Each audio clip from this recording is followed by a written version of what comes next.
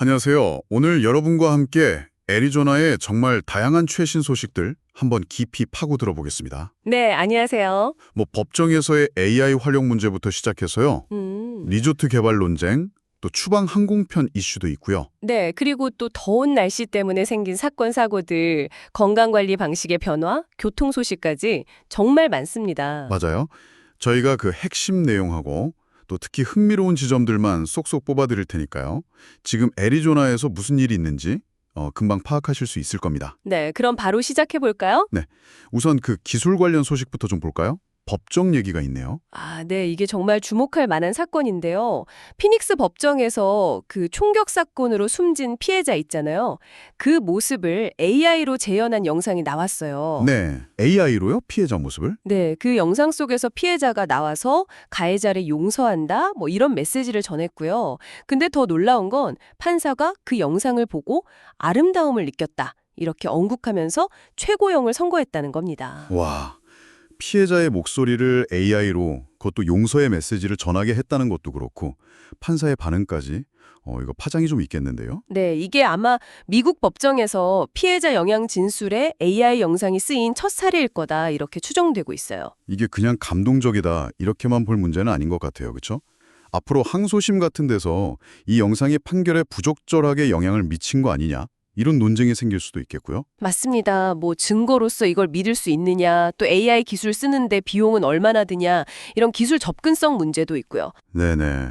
또 혹시 이게 특정 계층에게 더 유리하게 혹은 불리하게 작용할 수도 있는 거 아닌가 하는 그런 윤리적인 질문들도 던지는 것 같고요. 그렇죠. 다른 주에서도 비슷한 시도들이 있었어요.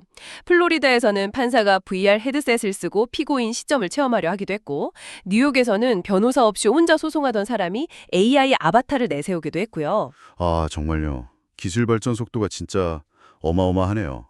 애리조나 대법원도 그래서 AI 연구위원회를 만들었다고 하니까 앞으로 어떻게 될지 좀 지켜봐야겠습니다. 네, 기술은 또 의료 쪽에도 변화를 가져오고 있는데요. 아, 의료 분야요? 네, 애리조나에 그 소노라 퀘스트 연기소라고 있어요. 거기서 HPV 검사, 그러니까 자궁경부암의 주 원인이 되는 바이러스 있잖아요. 네, 인유도종 바이러스요. 맞습니다. 그거 감염 여부를 이제 스스로 검사할 수 있는 자가 채취 방식을 도입했어요. 자가 채취요. 병원 안 가고요. 병원에 가긴 가는데요. 그 병원 안에서 본인이 직접 샘플을 채취해서 내는 방식이에요. 병원 방문 자체가 좀 어렵거나 아니면 그 골반 검사 같은 걸 좀 꺼리는 분들을 위해서요. 아하, 그렇군요. 그럼 좀 더 편리하게 검사를 받을 수 있겠네요? 네, 이게 이미 덴마크나 스웨덴, 호주 이런 데서는 쓰고 있고요. 의료진이 직접 하는 검사만큼이나 정확하다고 합니다. 나중에는 아예 집에서 하는 방식도 도입될 거라고 하고요. 오, 집에서요? 와, 그러면 정말 의료 접근성이 확 높아지겠는데요. 환자 스스로 건강관리에 더 적극적으로 참여할 수도 있을 것 같고요. 그렇죠. 자, 이런 기술 발전이랑 같이 또 지역사회 자체의 모습도 좀 바뀌고 있는 것 같은데요.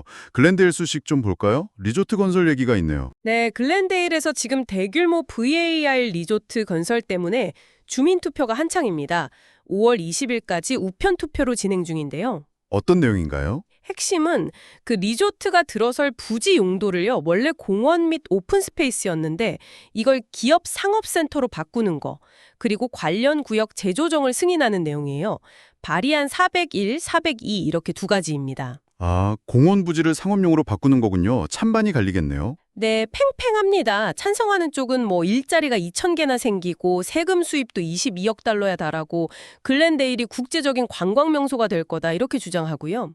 경제적인 효과를 강조하는군요. 그렇죠. 반면에 반대 측, 예를 들어 워커 파워, PAC 같은 단체들은 공원 부지를 주차장 같은 걸로 바꾸는 건 너무 무책임하다, 그리고 시에서 리조트 측에 너무 과도한 특혜를 주는 거 아니냐, 이렇게 비판하고 있어요.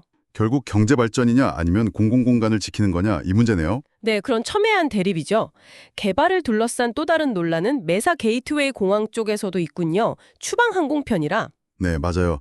이번 주부터 그 추방 대상 이민자들을 실어 나르는 항공편 운항이 시작됐어요.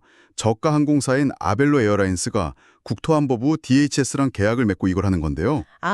그래서 시위가 벌어지고 있는 거군요. 네, 공항 앞에서 시위대가 이건 인권 침해다, 적법 절차 위반이다 이러면서 반대 목소리를 내고 있습니다.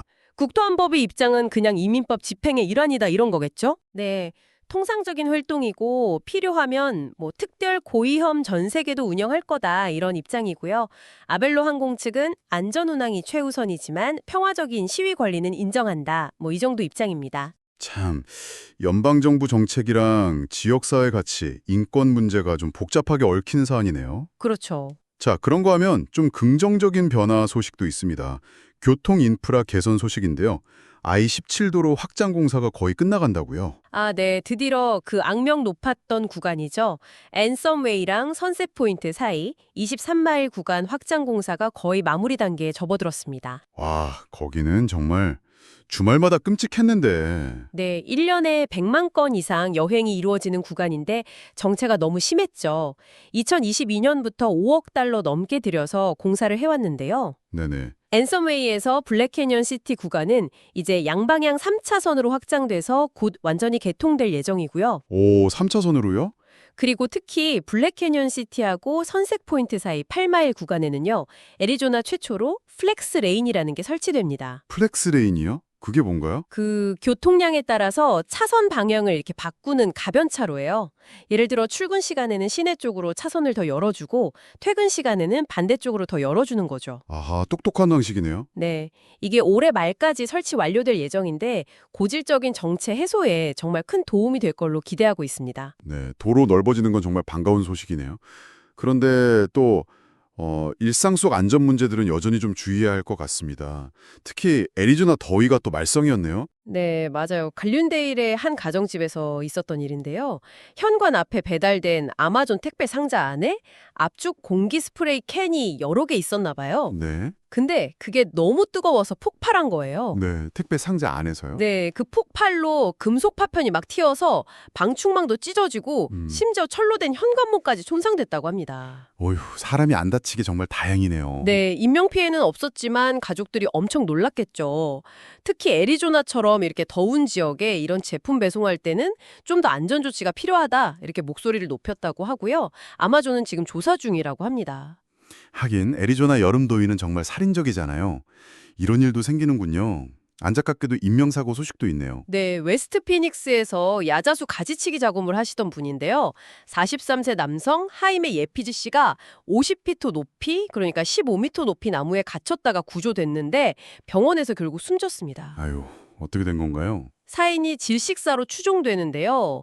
그 야자수 보면 죽은 잎들이 엄청 무겁게 쌓여 있잖아요. 네, 그렇죠. 그게 갑자기 떨어지면서 몸을 확 덮쳐서 압박했을 가능성이 있다고 보고 있습니다. 아, 그런 위험이 있었군요. 네, 미국 질병통제예방센터 CDC에서도 이런 종류의 작업이 위험하다고 경고한 바 있고요. 지금 애리조나 산업안전보건국 ADOSH에서 정확한 사고 경위를 조사하고 있습니다.